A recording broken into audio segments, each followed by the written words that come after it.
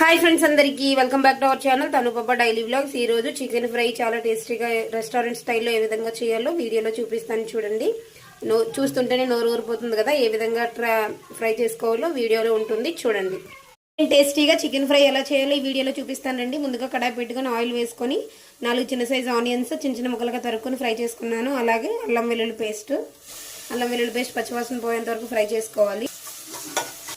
అల్లం వెల్లుల్లి పేస్ట్ మంచిగా ఫ్రై అయిన తర్వాత 1/2 kg చికెన్ మంచిగా క్లీన్ చేసి వేసుకున్నాను.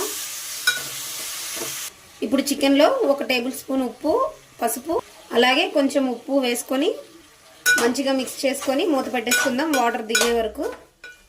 ఈ విధంగా మూత పెట్టి చికెన్లో వాటర్ దిగేంత వరకు మగ్గనిద్దాం. ఇప్పుడు మూత తీసి చూద్దాం. చూసారు కదా, చికెన్లో వాటర్ మంచిగా వచ్చేసింది. ఇప్పుడు దీనిలో మనం తినే కారాన్ని బట్టి కారం వేసుకుందాం.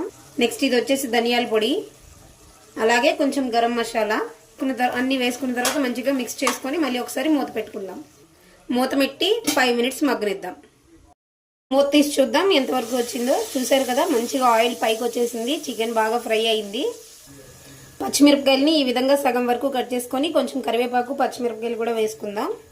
అలాగే కొంచెం కొత్తిమీర వేసుకొని మంచిగా మిక్స్ చేసుకుందాం.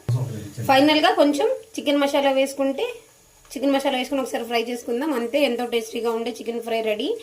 వీడియో చూసి వెళ్ళిపోకుండా వీడియోకి ఒక లైక్ ఇవ్వండి. Bye friends.